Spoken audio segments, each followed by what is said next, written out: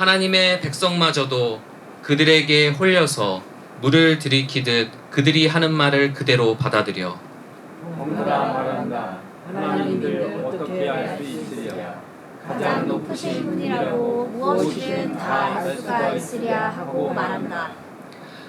그런데 놀랍게도 그들은 모두가 악인인데도 신세가 언제나 편하고 재산은 늘어만 가는구나.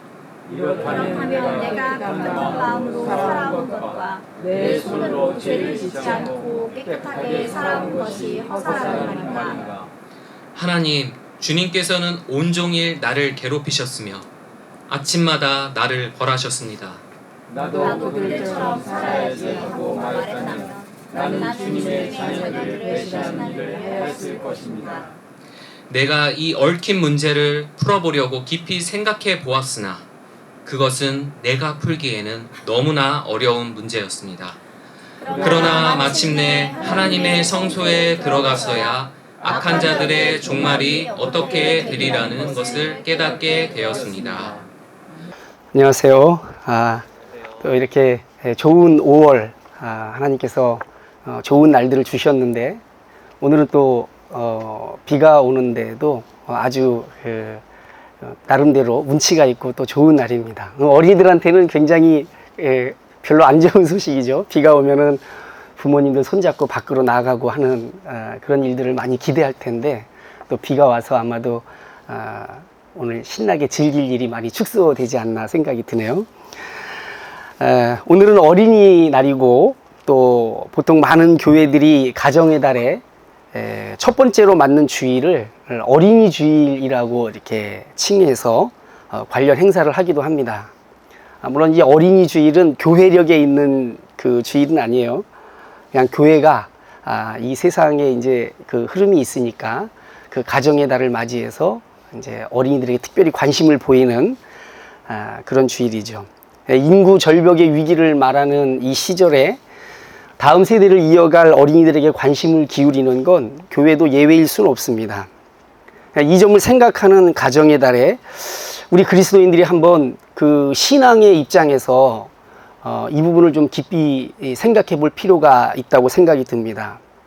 자기의 다음 세대에게 그들을 위해서 우리가 해줄 수 있는 가장 좋은 게 무엇인지를 돌아볼 필요가 있다는 것이죠. 오늘날 교회에 다니는 많은 그리스도인 부모들이 자기의 자녀들이 하나님 없이는 자기 자신이 의미 없는 존재라는 사실을 그런 그리스도인의 정체성을 기르는 것에 대해서 크게 중요하게 생각하지 않는 것 같다라는 그런 인상을 줍니다. 좋은 학교, 좋은 직장, 또 커서 많은 수입을 얻는 좋은 직장이죠. 그리고 좋은 집에서 부유하고 안락하게 사는 게 아이들 미래에 가장 중요한 문제라는 인식이 마음에 크게 자리 잡고 있기 때문에 하나님을 향해 열정을 갖는 일은 그 다음에 해도 된다라는 그런 생각으로 아이들을 기르는 일들이 있지 않나 우리가 생각을 해봅니다. 우리가 우리의 자녀들이 귀한 만큼 그 아이들을 위해서 해줄 수 있는 최선의 사랑이 있다면 부모들이 물론 자녀들을 위해서 많이 헌신을 하지만 부모들이 자녀들을 위해서 베풀 수 있는 최선의 사랑이 있다면 그 자녀가 예수님을 사랑하고 그분만을 따라 사는 사람으로 성장하도록 돕는 것, 이 사실을 기억하는 가정의 달이 되었으면 합니다. 예수님만을 따른다. 너무 급진적이고 과격한가요? C.S. 루이스는 스크루테이프의 편지라는 그 책 안에서 그 악마들끼리 대화하는 형식을 빌려서 이런 이야기를 합니다. 이 중용을 지키는 그리스도인들은 우리가 크게 신경 쓸 필요가 없다. 그리고 그런 사람들이 교회에 많아지는 것을 즐겁게 지켜보면 된다. 라는 대화를 나눕니다.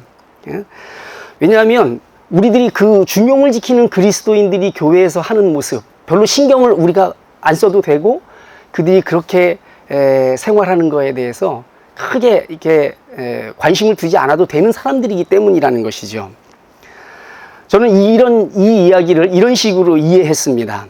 기독교의 핵심 중의 핵심은 하나님이신 예수 그리스도께서 십자가 위에서 죽으심, 이것이 기독교의 핵심 중의 핵심입니다. 바로 이 사실 하나에서 우리가 기독교라고 칭하는 모든 것이 다 거기서부터 나오는 것이죠. 그런데 겨우 지나치게 믿는 걸 조심하는 신앙인을 양산하기 위해서 예수님이 십자가에서 죽으셨단 말입니까? 지나치게 믿는 걸 조심하는 신앙인을 태어나게 하기 위해서 예수님께서 십자가에서 죽으셨다라고 하는 건 넌센스죠.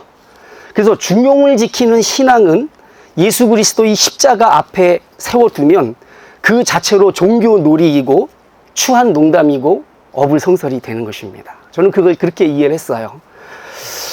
자, 오늘 우리가 이 본문 말씀을 시편 73편의 말씀을 택했는데 그 본문 구간이 10절부터 17절입니다. 하지만 저는 시편 73편 전체의 메시지를 한번 저와 여러분이 함께 나누려고 생각하고 있습니다.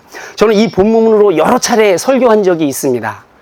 다른 곳에서, 다른 장소에서 여러 차례 설교한 적이 있지만 기존에 있는 설교문들을 모두 다 지쳐놓고 새롭게 이 성경을 다시 읽고 또 설교를 준비했습니다.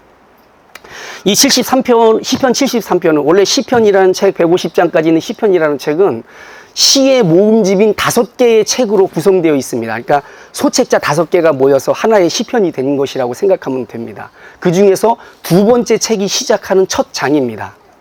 그 시편의 첫 번째 책의 첫 장은 몇 장이겠죠? 몇 장일까요? 시편 당연히 1편이죠. 그죠?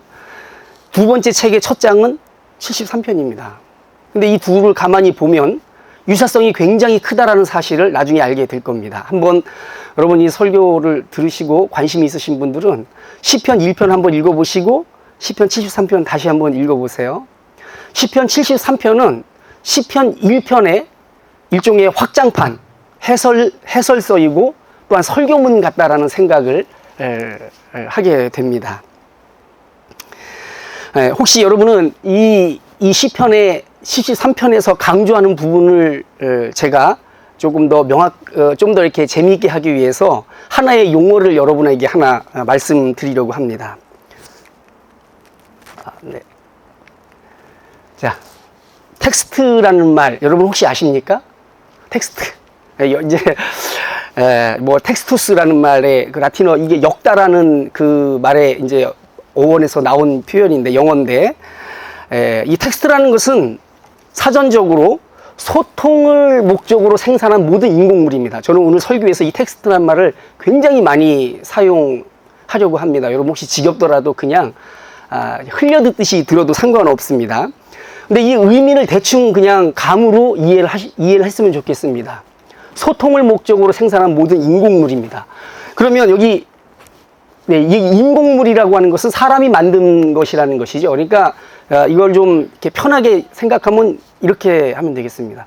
우리가 다른 누군가와 서로 무엇인가 의미를 나누고 메시지를 나누고 소통을 나누기 위해서 인간이 고안한 모든 도구, 수단들을 가리키는 말이 텍스트라고 하면 좋겠습니다.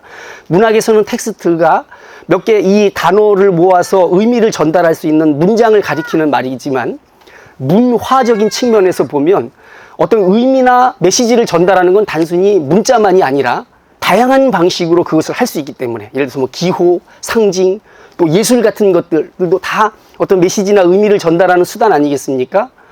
그렇기 때문에 이 텍스트라고 하는 것은 굉장히 범위가 넓은 것이지요. 근데 이 인공물이라는 점에 있어서 인공이라는 건 사람이 만들었다라는 뜻인데 사람이 무엇인가 소통을 목적으로 무언가를 만들어낼 때에는 반드시 거기에 의도가 들어있는 것입니다. 그냥 생각 없이 막 만들다 보니까 되는 게 아니라 어떤 목적과 의도를 가지고 다른 사람에게 내가 갖고 있는 생각이나 마음이나 의지나 이런 것들을 전달하고 그렇게 하기 위해서 어떤 의도를 가지고 만든 인공물이 바로 텍스트라고 하는 것이죠. 자, 이게 이제 이걸 대충 그렇게 이해하시면 되겠습니다. 두리뭉실하게. 그런데 이 텍스트의 대표적인 예는 말과 문자죠. 뭐 다른 걸로도 우리가 소통을 할 수 있지만 이 언어야말로 내 의도를 상대에게 전달하고 그에 대한 상대의 반응을 이끌어내는 소통이죠. 그 소통을 즉각적이고 효과적으로 실현하는 최고의 수단이 바로 언어, 말과 그리고 글입니다. 인간은 이 독특하게 가지고 인간이 수단으로 사용하는 이 독특한 말과 글이라고 하는 이 텍스트를 사용해서 소통하는 과정을 거치면서 거기에서 주고받는 영향을 통해 사람들은 자기 정체성을 형성합니다.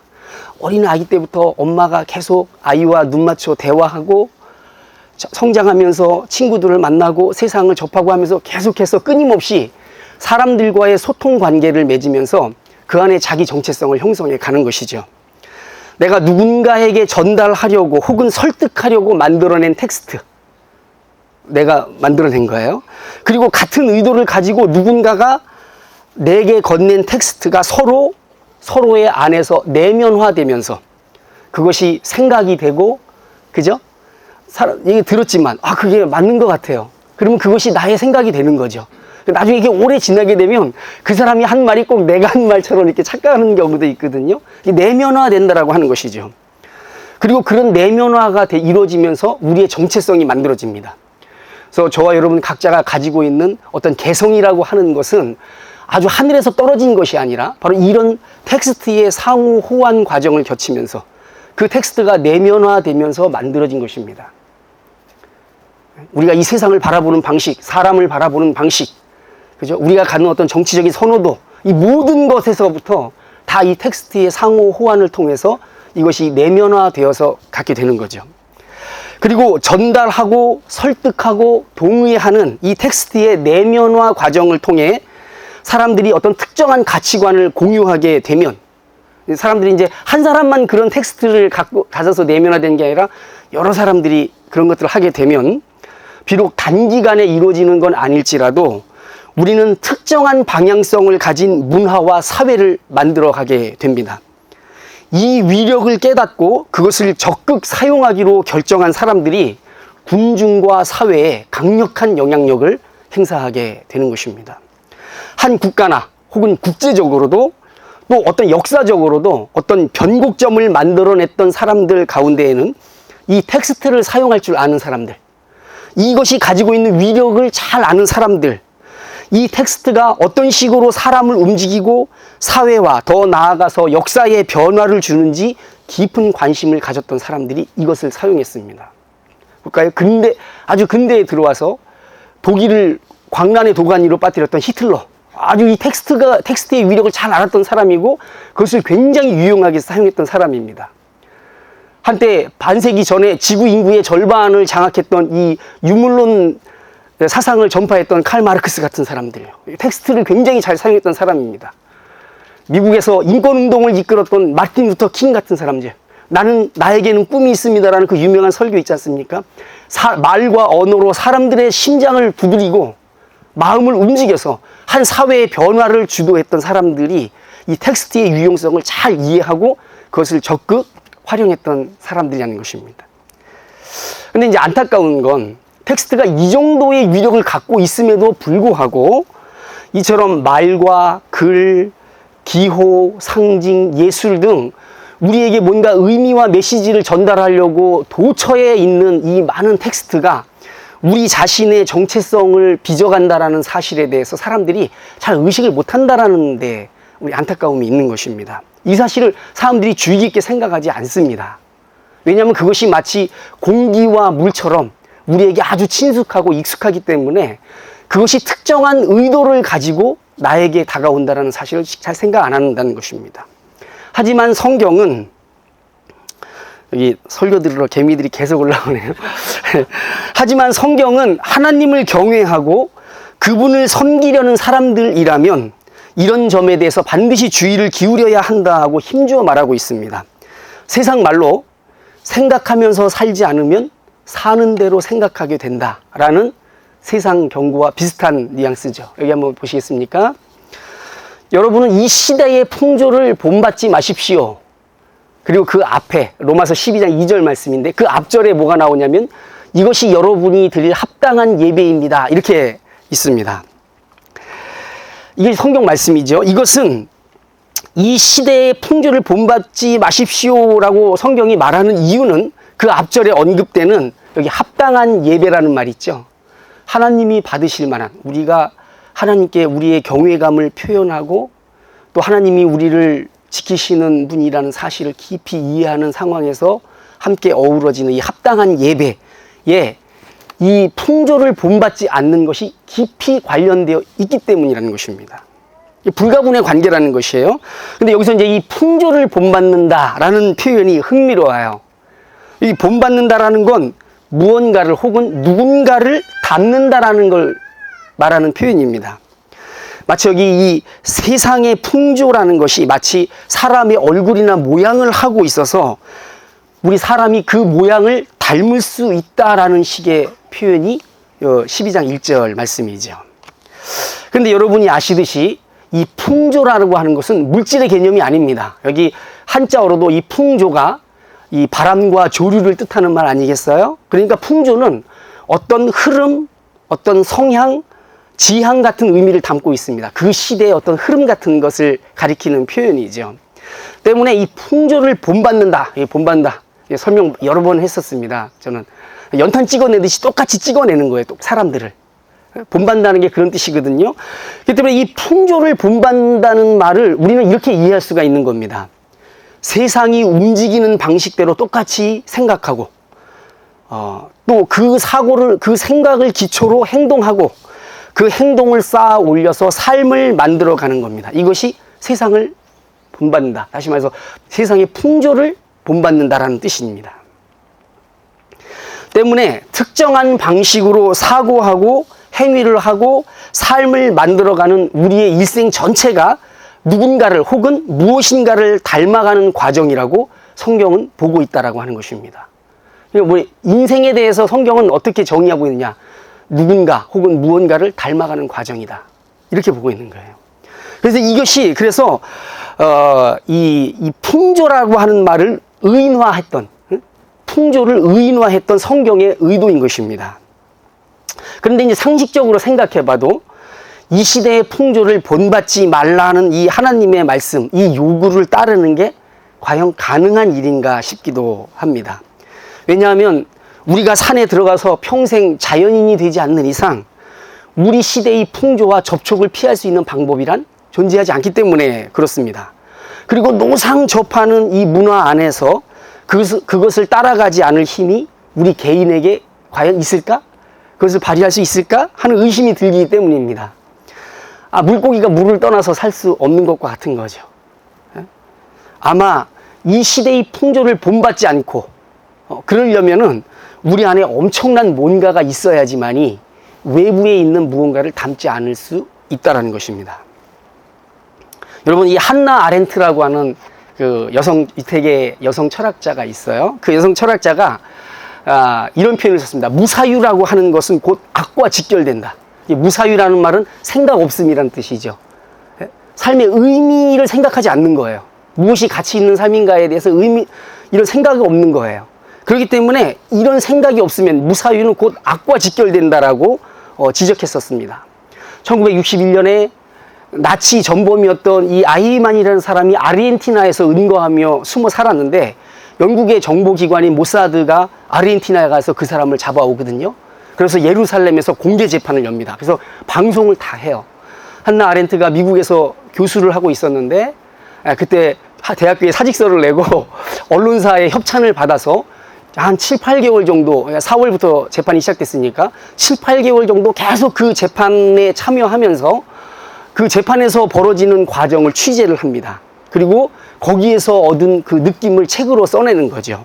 악의 평범성이라고 하는 책을 쓰는데 그 안에서 그녀가 깨달은 건 뭐냐면 어떤 특정 상황에서 사유하지 않는 인간은 악에 동조하고 동참하고 심지어는 악과 동화되는 일을 피할 수 없다라는 게 그녀가 얻은 결론이고, 거기까지 가게 되면 자기가 한 일이 뭔지 그리고 자기가 하려는 일이 어떤 의미를 갖게 되는지조차 인식하지 못하게 된다라는 것이 그녀가 낸 보고서의 결론인 것입니다. 그 아이만이라는 사람이 법정에서 진술하는 내용을 보면서 이제 쓴 거예요. 그러니까 왜 그런 일이 일어날까요, 여러분? 이게 바로 앞에서 장황하게 언급한 텍스트의 개념과 연결해서 생각해 볼 수 있는 겁니다.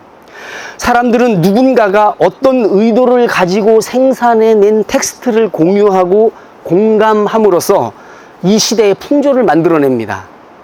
이 시대의 풍조는 또 자기를 만들어낸 그 텍스트를 또 누군가에게 주입하고 이식해서 그의 내면에 이 풍조에 잘 맞아 들어가는 어떤 정체성, 성향을 만들어 내려는 의지와 힘을 갖고 있다라고 하는 것입니다.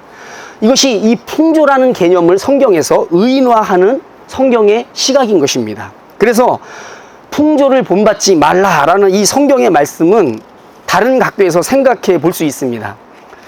우리 성도들이 하나님의 이 요청, 너희는 이 세상의 풍조를 본받지 말라라고 하는 이 요청을 받들기 위해서는 이 시대의 텍스트에 대항하고 그 텍스트와 갈등을 일으키는 또 다른 텍스트를 내 안에 가지고 있어야 한다는 것입니다.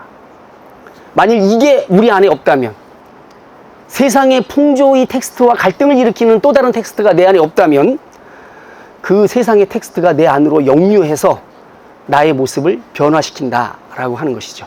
연탄처럼 똑같이 찍어낸다라는 말입니다.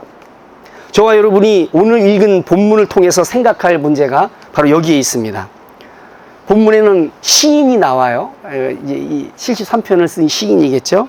이 시인은 이 노래 초반 1절부터 시작할 때 비틀거리는 사람, 갈팡질팡하는 사람으로 자기를 묘사합니다. 자신이 믿음의 사람으로서 평소에 가지고 있었던 신념이 흔들리는 경험을 하는 것이죠. 어디에서요? 바로 삶의 현장에서 그렇습니다. 교회 안에서는 그런 거 없어요. 문제는 내가 비틀거리고 갈팡질팡하는 게 삶의 현장에서 일어난다는 것입니다. 그가 만나는 사람들, 그에게 강한 인상을 남기는 사람들은 나긋나긋한 신앙인들이 아닙니다. 그들은 은혜보다는 자기의 능력과 열정을 신뢰하는 사람들입니다. 그것이 만들어내는, 자기의 능력과 열정이 만들어내는 성공 법칙을 믿는 사람들이죠.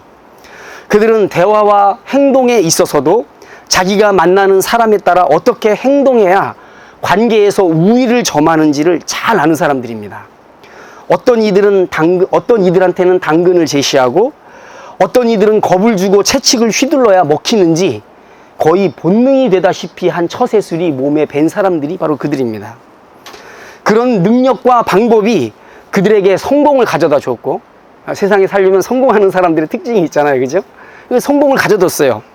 따라서 이제 그 사람들의 이 머릿속에 어떤 생각이 자리 잡았냐면, 자신이 걸어왔던 길, 그리고 자신이 고수하려고 하는 이 삶의 방식이 가장 현실적이고 이것을 능가하는 그 이상의 진리라는 것은 없다라는 확신이 그 마음 안에 자리 잡은 사람들입니다. 때문에 그들은 사회적인 지위, 또 자기가 모아온 재력, 그리고 그에 따르는 명예, 이런 거에 있어서 자기보다 못한 어중이 떠중이들에게 자기의 철학과 신념, 그리고 삶의 원칙들을 전수하고 가르치고 싶어 하는 거죠. 왜냐면 나보다 못하니까 내가 얼마든지 그걸 해줄 수 있다라고 생각을 하는 거예요. 여러분, 살다 보면 그런 사람 엄청나게 많이 만납니다. 때로는 또 호의적인 태도로, 좋은 의도를 가지고 내가 좀 잘 되길 바라는 마음으로 자기의 인생 철학을 막 이제 나한테 전해주는 거죠. 그리고 사체가 있는 곳에 독수리떼가 모이듯이 그들이 만나는 대부분의 많은 사람들이 그들의 이야기를 경청합니다. 그렇게 이 시대의 풍조가 만들어지는 거죠. 오늘 본문에서 이 시인이 하나님에 대해서, 그리고 하나님을 믿는 자기 자신에 대해서 확신을 잃고 혼란에 빠지게 된 이유는 그가 기존의 마음에 품고 있었던 텍스트, 그의 정체성을 형성했던 텍스트가 그 안에 있었는데, 그 텍스트를 다른 텍스트 안에 갖다가 올려두니까, 가지고 갔을 때 그 안에서 이제 이 사람이 혼란에 빠지고 흔들리게 된 것입니다. 이 시인이 자기의 정체성을 형성하고 있었던, 시인 안에 있었던 텍스트가 무엇이냐, 바로 이겁니다. 우리 73편 1절에 나오는 거예요. 하나님은 마음이 정직한 사람과 마음이 정결한 사람에게 선을 베푸시는 분이다. 이것이 이 사람의 정체성을 형성하고 있었던 텍스트였습니다.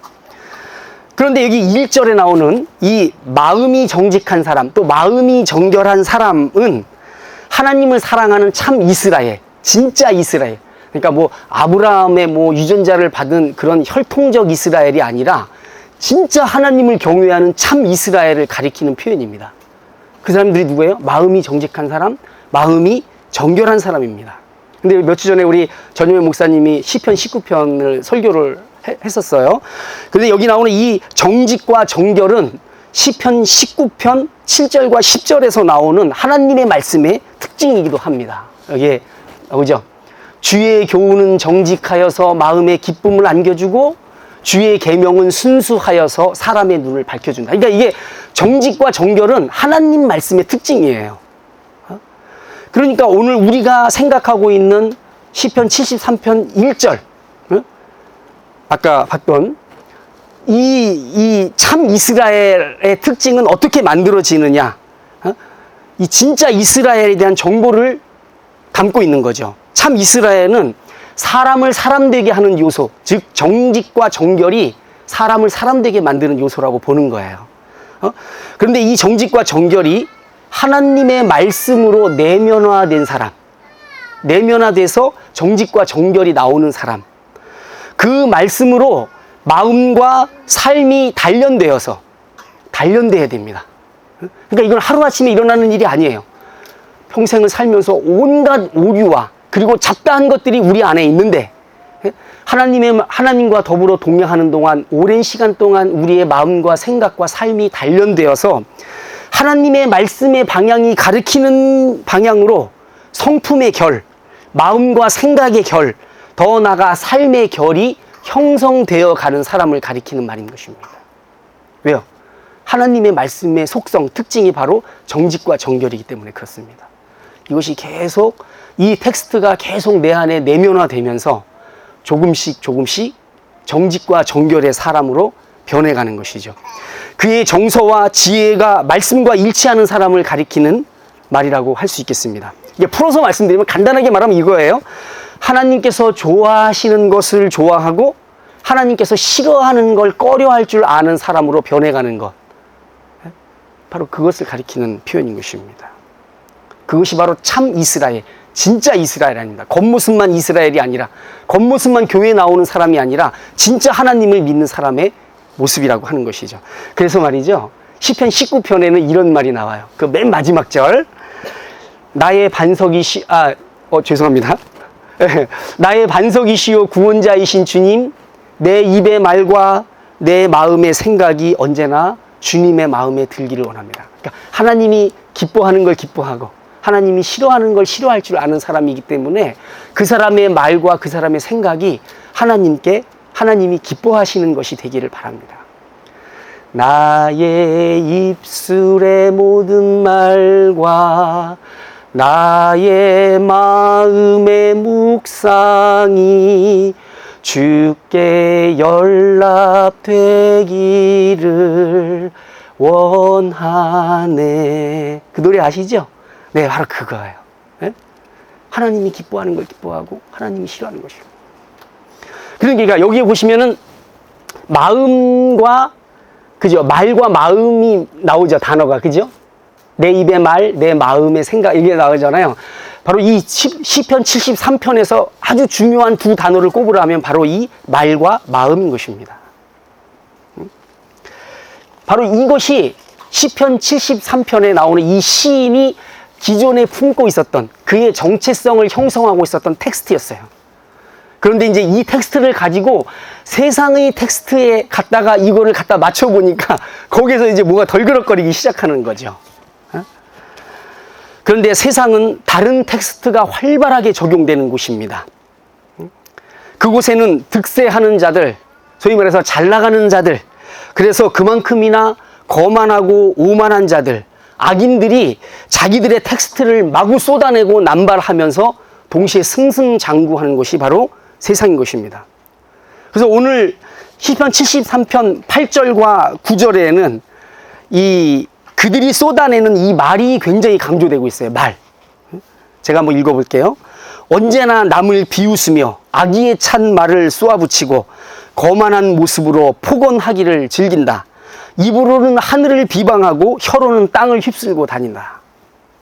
말이 굉장히 강조되고 있는 거죠.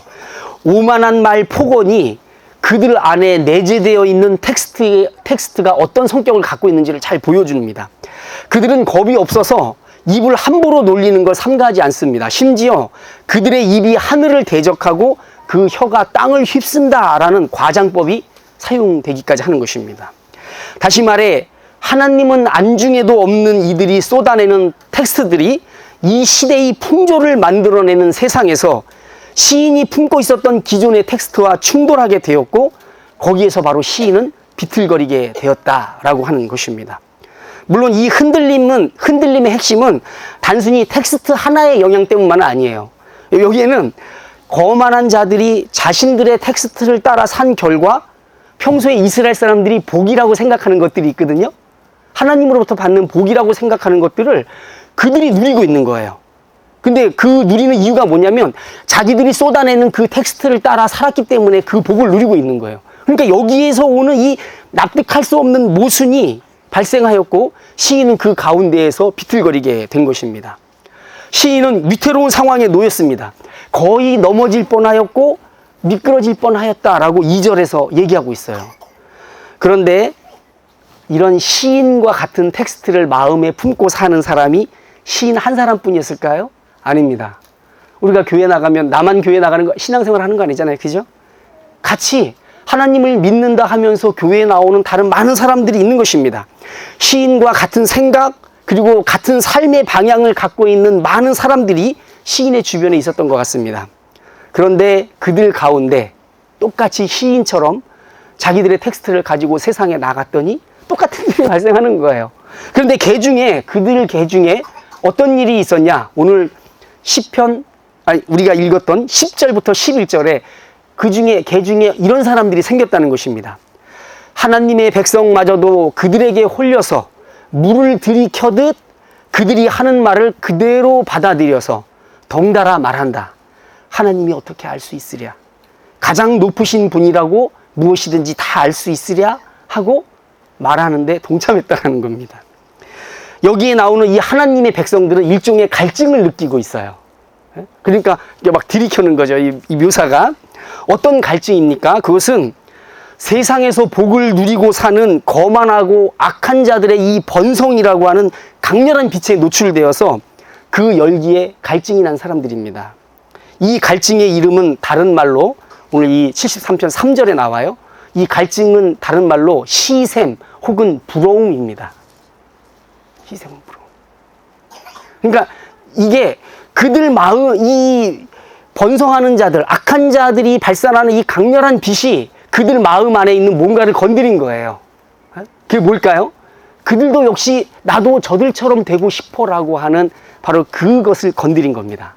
그러자 갑자기 부러움과 시샘이 확 올라오고 이것이 갈증이 된 거예요. 그래서 그들이 쏟아내는 텍스트, 그것을 물을 들이켜듯이 그들이 들이켜게 되었고 그 결과 텍스트가 들어가면 거기에서 텍스트가 또 나오겠죠. 그게 뭐예요? 하나님이 알까? 하나님이 어찌 알겠어? 라는 말이 자기도 모르게 나오는 겁니다. 그래서 하나님의 백성은 그 거만하고 악한 이들에게 거리감과 이질감을 느끼면서도 그들의 얘기, 그들의 텍스트를 주의 깊게 받아들이게 된 것입니다. 마치 목마른 사람들이 물을 들이켜듯이 말입니다. 여기 이 하나님의 백성이 혹시 저와 여러분 아닐까요?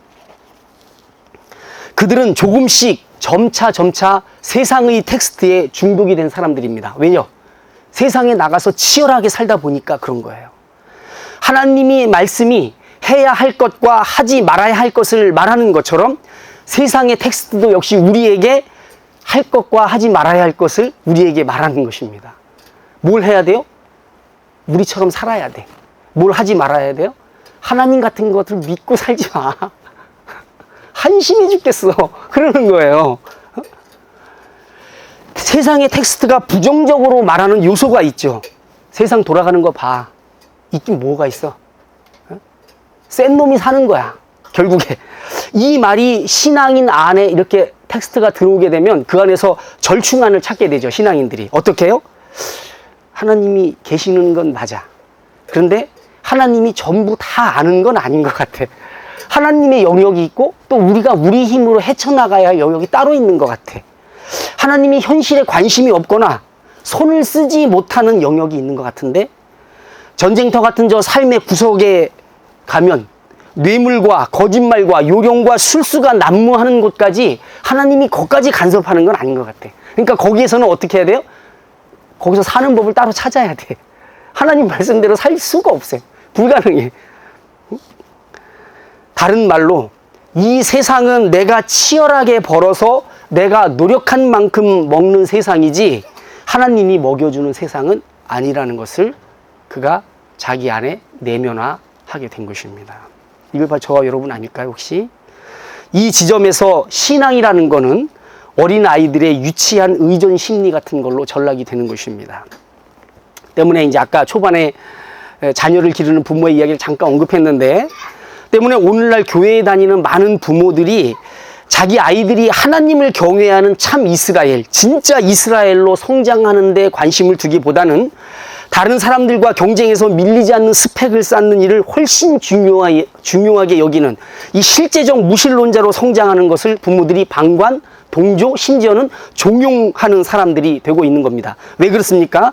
그 부모들 안에 세상의 텍스트가 이미 들어와서 내면화 되었기 때문에 그런 것입니다.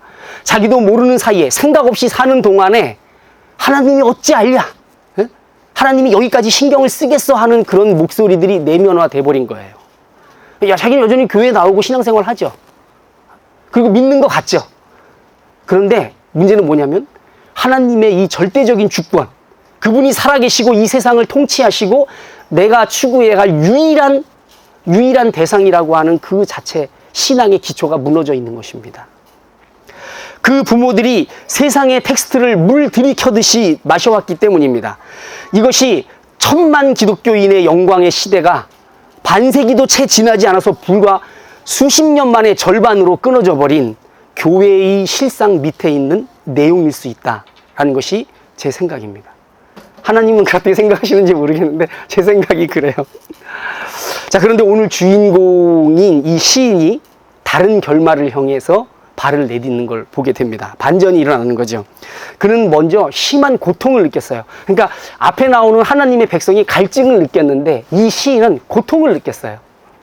왜냐하면 신앙이라는 게 그에게 가벼운 문제가 아니라 절대적인 요소였기 때문에 그는 거만한 말, 악인들의 말, 세상의 텍스트를 들이키는 갈증보다는 번민과 고통을 먼저 크게 느꼈다는 것입니다. 세상의 무지함을 보고 아픔을 느꼈다, 이런 게 아니에요. 이런 게 아니에요. 어쩌면 그건 세상의 텍스트 앞에서 그 길을 따라가는 사람들의 형통함을 보고서 다른 하나님 백성들처럼 나도 기울어지려는 걸 느낀 거예요. 그래서 막 비틀거리고 미끄러질 뻔하고 막 그러잖아요. 그게 왜 그러겠어요? 나에게도 그런 욕망이 있는 거죠. 다른 하나님의 백성들처럼 자기도 그것을 물처럼 들이켜서 그 말을 쏟아내고 싶은 마음이 그 안에 있는 거예요. 바로 그것이 그에게 고통을 유발한 겁니다. 이게 차이점인 거죠. 그래서 이 일종의 죄책감 같은 것이 그에게 일어나는 것입니다. 자기가 당면하게 된 회의감, 어떤 회의감이요? 과연 믿음으로 다 될 수 있을까라고 하는 회의감, 그리고 현실과 너무나 적나라하고 너무나 완강한 이 현실과 내가 신뢰하는 하나님의 살아계심이 충돌할 때 그 안에서 뭔가 일이 벌어지지 않는 이것을 당면하면서 느껴지는 이 갈등, 이것을 정직하게 표현하는 시간을 그가 갖게 된 것입니다. 그런데 그는 여기서 멈추지 않고 이 문제를 들고 하나님의 성소로 들어갔다라고 말하고 있는 것입니다. 그리고 하나님의 성소 안에서 모든 게 반전이 일어나죠. 자, 이 행위, 하나님이 지금 자기 안에 엄청난 텍스트의 갈등 속에서 그가 큰 고통을 느끼는데 그거를 들고 하나님의 성소로 들어갔다라고 하는 것은 이 세상 텍스트와 충돌하던 자기 자신을 다른 텍스트 안에 그 사이에 놓아보려는 행위라는 것입니다. 내 텍스트를 가지고 세상 텍스트에 갔어요. 그러다 그걸 다시 들고 와서 여기서 막 엄청난 일이 벌어지는 거죠. 그래서 그걸 다시 들고 와서 다른 텍스트 안에 나의 텍스트를 가만히 놓아보는 겁니다. 그러자 어긋나고 뒤틀렸던 이 텍스트가 가지런하게 맞으면서 정확한 의미를 그 위로 떠올리는 것을 이 사람이 경험하게 된 것입니다. 정확한 맥락 안에서 자기 안에 가지고 있었던 텍스트가 가지고 있던 진짜 의미를 발견하게 된 것입니다. 그게 뭘까요? 그게 바로 하나님께 가까이 있는 것이 복의 실체라는 것을 그가 알게 되었다는 것입니다. 그래서 이 시편 73편 맨 마지막 절에 나오는 말이에요. 하나님께 가까이 있는 것이, 그 예전에 개역개정 여러분 암송도 하고 했었잖아요. 하나님을 가까이 하는 것이 내게 복이라. 하나님께 가까이 있는 것이 나에게 복이니. 그러니까 복에 대한 기본 자체가 전제가 바뀐 거예요. 이게 바로 텍스트를 옮길 때 일어나는 일입니다. 기존의 복은 어떤 거예요? 그 거만하고 오만한 자들이 누리고 있고 형통하게 잘 나가는 것들이 보여주고 있는 거, 그것들이 복이었습니다. 죽을 때도 편안하게 죽어요. 막 목걸이 막 굵은 금목걸이 하면서 막 말 거만하게 막 쏟아내고 말이죠. 인격 모독하는 거 별로 이렇게 심각하게 생각 안 하고 막, 너무 싸가지고. 근데 그런 그 사람들이 누리고 있는 게 복인 걸로 착시가 들었는데, 나의 텍스트를 다른 쪽으로 옮겨서 딱 놓으니까 거기서 진짜 의미가 나오는 거죠. 바로 하나님을 가까이 하는 것이 복의 실체다라는 것을 이 시인이 발견하게 된 것입니다. 하나님에게서 멀어진 모든 복은 꿈과 같은 것입니다. 시인이 말하고 있어요. 마치 꿈에서 깰 때 현실에 엄청난 반전이 있는 거죠. 막 해안가에서 이렇게 무중력 의자에 앉아가지고 데킬라 한 잔 마시면서 막 갈매기 보고 막 그러고 있었는데 갑자기 뭐 꽝 하는 소리에 눈을 뜨니까 차가 절벽으로 떨어지고 있는 거예요. 뭐 이런 거죠. 그러니까 이것처럼 그들이 누리고 있는 그 형통함이 마치 꿈을 꾸는 것과 같아서, 꿈을 깰 때 이 느껴지는 이 꿈과 현실의 엄청난 반전, 그 아찔한 낙차 때문에 현기증을 일으키듯이 거만한 자들과 악인들이 지금 목매에 사로잡혀 있다. 무지몽매하다 할 때 그 목매, 사리 분별이 어두운 상태. 그래서 이 목매라는 말의 몽자가 꿈몽자 아니겠어요? 그죠? 목매에 사로잡혀 있다라는 사실을 그가 보게 된 것입니다. 이 사실을 혼동하고 마음이 흔들렸던 것에 대해서 그 어리석음에 대해 시인은 하나님 앞에서 움찔하고 그리고 죄송해합니다. 시에 쭉 나와요. 하지만 하나님의 성소에서 그가 발견하는 은혜에는 또 다른 놀라운 내용이 있습니다. 자기가 하나님 앞에서 그렇게 막 혼동하고 갈등하고 막 우왕좌왕하고 막 이랬던 것을 가리켜서 한 마리의 어리석은 짐승이라고 표현했거든요. 자기가 그렇게 짐승 같은 사람이었다. 이렇게 이야기하면서도 자기가 그렇게 어리석은 짐승처럼 굴었을지라도 자기가 늘 주님 곁에 머물러 있었다라는 사실을 고백하고 있습니다. 이게 참, 저는 이런 게 좋아요. 막 선명하게 막 승리하고, 막 쟁취하고 막 이런 거보다도, 내가 믿나이다, 나의 믿음 없음을 도와주소서라고 하는 이 딜레마를 표현하는 말들 있잖아요. 이것도 아니고 저것도 아닌, 그 가운데에 있는 신앙을 표현하는 말, 이게 굉장히 너무나 좋습니다.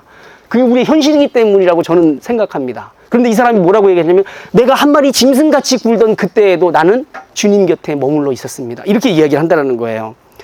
회의에 빠지고 의심에 빠지고 불신의 경계선을 따라 위태롭게 걷는 와중에도 그는 하나님을 떠나지 않고 그분 곁에 머물렀다라고 고백합니다. 돌이켜보면 그건 일종의 기적입니다. 누구는 믿음의 길에서 이탈해서 멀리 가고, 누구는 계속 비틀거리면서도 하나님 곁에서 동행하는 것. 이 차이가 대체 어디에서 오는 걸까요? 그냥 우연인가요? 이 차이는 대체 어디에서 오는 겁니까? 내가 그래도 하나님 버리고 떠난 사람보다는 지혜롭거나 믿음이 좋거나 더 성품이 신실해서 그렇습니까? 정말 그렇게 생각할 수 있을까요? 신앙생활 오래 하신 분들은 잘 아실 겁니다. 이런 지혜라든가 착함이라든가 성실함이라든가 이런 인품 같은 거요, 교회 안보다 교회 밖에 나가면 더 많이 만나요. 그런 사람 정말 많습니다. 제가 되게, 그래서 밖에서 그런 사람들 만나는 거 제가 되게 좋아하는 편인데, 어떤 사람은 되게 감동을 줘요. 정말 좋은 사람이구나. 예수님 꼭 믿었으면 좋겠는데. 그게 아까워서. 그의 성품의 그 좋음이 너무 아까워서 그런 생각이 들어요. 그런 사람들이 교회 안보다 밖에 더 많다는 걸 느끼게 됩니다. 그런데 말이죠, 하나님과 함께 하나님 곁에 머물러 있는 건 우리의 성품이나 우리의 능력을 초월하는 다른 요소 때문인 것이죠. 내가 하나님을 떠난 그 사람보다 더 나은 사람이라서 그게 되는 게 아니라는 겁니다. 어느 게 주도권을 갖고 있는 건지, 어느 게 우선인 건지 잘 모르겠습니다. 하지만 분명한 건 내가 하나님 곁에 머물러 있는 것과 주께서 내 오른손을 붙들고 계신 것, 여기 23절에 나와요. 내가 주님 곁에 머물렀습니다. 주님께서 내 오른손을 꼭 붙잡으셨습니다. 내가 막 짐승같이 굴고 막 그럴 때에도 나는 주님 옆에 머물렀어요. 근데 그때 주님께서 내 오른손을 꼭 잡고 계셨다라고 시인이 고백한다는 것입니다. 이거 뗄 수 없는 상관관계죠. 내가 머물렀기 때문에 주님이 잡아주셨는지 주님이 잡으셨기 때문에 내가 머물렀는지는 잘 모르겠어요. 중요한 건 이 두 가지는 뗄래야 뗄 수 없는 상관관계에 있다는 사실인 것입니다. 그렇습니다. 저와 여러분이 자주 이 세상의 텍스트에 노출되어서 우리의 믿음과 세상이 오만이 충돌할 때 휘청거리면서도 하나님을 떠나지 않고 곁에 머물러 있었다는 것은 기적인 것입니다. 하나님께서 우리의 오른손을 붙잡고 계시기 때문이라는 거죠. 이것이 시인이 하나님의 성소에 들어와 자기가 가지고 있었던 믿음의 텍스트가 말하는 바가 무엇인지를 재발견한 내용이기도 한 것입니다. 우리는, 저와 여러분은 주일마다 예배하러 교회에 모입니다. 그 일은 마치 세상 가운데 있었던 내 텍스트를 세상 가운데서 뽑아내서 다른 텍스트 안에 놓아보는 거예요. 그래서 이게 대체 어디에 정말 잘 맞아 들어가는 건지 한번 시험해 보는 것입니다. 이것이 바로 예배하는 것의 의미인 것이죠. 이럴 때 우리는 자칫 망각할 뻔했던 신앙인으로서의 나의 텍스트, 그 의미를 재발견하게 된다는 것입니다. 또 이 세상이 내 안에 몰래 이식해둔 텍스트, 그렇지 않겠어요? 일주일에 하루 나오고 나머지 6일을 세상에서 사는데 세상이 내 안에다 텍스트를 이식하려고 하겠죠. 왜냐면 그 의지를 갖고 있으니까. 내 안에 숨어 들어온 세상의 풍조를 발견하는 시간이 바로 예배의 시간이기도 한 것입니다. 그래서 주일날 예배 때는 말이죠, 세상에 길들여진 사고방식이 교회 안에서 선포되면 안 돼요. 세상과 다른 이질적인 것이 있어야죠. 그래서 텍스트의 충돌을 느껴야 되는 것입니다. 맨날 교회에 충성하시고 헌금 많이 하시고 막 이런 것만 얘기하고 그 내용, 밑바탕에 있는 내용 자체는 거의 세상의 텍스트와 동일한 유형의 텍스트를 거기서 같이 담론으로 나누고 설교하고 막 이런다면 그게 뭐예요, 그게? 그러니까 갈등과 모순을 느끼지 않는 것입니다. 그런데 하나님의 성소라고 하는 것, 다시 말해서 여기 주의 교훈이라는 말이 나오는데, 주의 교훈이 선포되는 이 하나님의 성소에 들어오게 되면 세상에서 갈등하던 나의 텍스트가 다른 텍스트의 맥락 안에 놓이면서 내가 가지고 있었던 텍스트의 진짜 의미가 무엇인지를 깨닫게 되는 그 일이 예배 안에서 일어난다라고 하는 것입니다. 이제 결론입니다. 저와 여러분이 예수 그리스도를 영접한 이후로 우리에게는 이 세상과는 다른 이질적인 텍스트가 자리 잡게 되었습니다. 하나님이 그걸 계속 하셔요. 우리를 향한 하나님의 봉사입니다. 섬김이에요. 하나님이 섬기는 거예요. 어린아이를 양육하듯이 끊임없이 이 세상과 다른 텍스트를 우리 안에 내면화시키는 일을 하나님이 우리의 일평생 동안 함께 하십니다. 이것이 우리 안에 내면화됨으로써 저와 여러분 자신이 어쩌면 우리 자체가 일종의 텍스트 자체가 되어버렸다고도 할 수 있습니다. 사도 바울이 저와 여러분을 가리켜서 그리스도의 편지라고 말하지 않습니까? 고린도후서 3장 3절에 말하고 있습니다. 어떤 편지겠어요? 그리스도의 편지, 세상에 보내는 편지, 교회에 보내는 편지가 바로 우리 자신인 것입니다. 이런 우리는 불가피하게 세상의 구석구석에서 세상의 텍스트와 충돌을 경험합니다. 아니, 반드시 그래야 합니다. 우리와 세상의 텍스트는 서로 엇나갑니다. 톱니가 맞질 않습니다. 그래서 덜컹거리게 돼 있죠.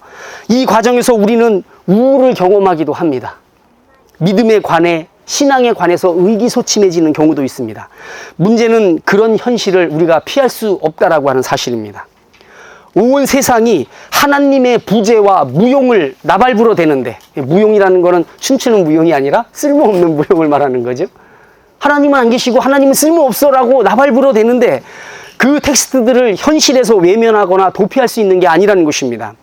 그러던 중에 나도 모르게 문득 하나님이 어떻게 알 수 있으랴 라고 마음으로 내뱉은 말이 칼처럼 내 양심을 찌를 때도 있다는 것입니다. 아, 내가 그런 생각을 가졌었네 라고 하는 게 문득 깨달아질 때 말이죠. 하나님을 배신한 마음으로 배신한 것 같은 이 죄책감에 고통을 경험하는 거죠. 하지만 습관처럼 격렬한 텍스트의 갈등에 지친 몸과 마음을 이끌고 우리는 하나님을 예배하러 나옵니다. 그리고 예배의 자리에서 우리가 살아가는 세상의 진짜 현실을 우리가 발견하게 되는 거죠. 이때 비로소 내가 깨닫게 되었습니다. 오늘 본문에 나오는 말씀이에요. 설교 제목이기도 하죠. 내가 깨닫게 되었습니다 라고 말할 수 있는 것이죠. 저와 여러분의 삶은 어쩌면 저 탄식과 고백, 하나님이 어찌하랴 라고 하는 탄식과 내가 깨달았나이다 라고 하는 이 고백, 그 가운데 사이를 걸어가는 여정일지도 모릅니다. 분명한 건 비록 비틀거릴지라도 이 모습 이대로 우리가 주님의 곁에 머물러 있다면 주님께서 우리의 오른손을 꼭 붙잡아 주신다는 사실입니다. 이것이 우리와 세상 사이에서 벌어지는 이 텍스트 전쟁의 진정한 승패를 가르는 요소가 될 것입니다. 세상이 우리를 원하고 있어요. 하나님이 우리를 원하는 것처럼 말이죠. 그렇다면 우리를 이 세상에 빼앗기지 않는 것은 우리의 오른손을 꼭 붙잡는 하나님의 손이 있기 때문이라는 사실인 것입니다. 이런 의미에서 볼 때 앞에서 초반에 말씀드렸던 것처럼 시편 73편은 시편 1편의 해설이요 설교문 같은 것입니다. 시편의 첫 번째 책이 시편 1편으로 시작하는 것처럼 두 번째 책이 73편으로 시작하는데 이 1장과 73장이 서로 상호 연관성을 갖고 있는 것 같이 보입니다. 의인은 거기서 얘기하죠. 그죠? 의인은 악인의 꾀를 좇지 아니하며, 그죠? 죄인의 길에 서지 아니하며 오만한 자의 자리에 앉지 않는도다. 이렇게 얘기하면서 의인이 결국 당하게 되는 좋은 결과에 대해서 이야기하고 뒤에는 악인들은 그렇지 않으며, 이제 이렇게 얘기하면서 악인들의 결론에 대해서 얘기하잖아요. 73편이 똑같은 결론, 이 구조를 갖고 있는 것입니다. 한번 나중에 꼭 읽어보십시오. 저와 여러분 모두 우리가 이 텍스트 전쟁 중에 있는 사람들이라는 사실을 기억했으면 좋겠습니다. 그래서 이 인생의 광야에서 길을 잃지 않도록 내 오른손을 꼭 붙잡고 가시는 주님과 끝까지 동행하시는 복된 성도들 다 되시기를 축원드립니다.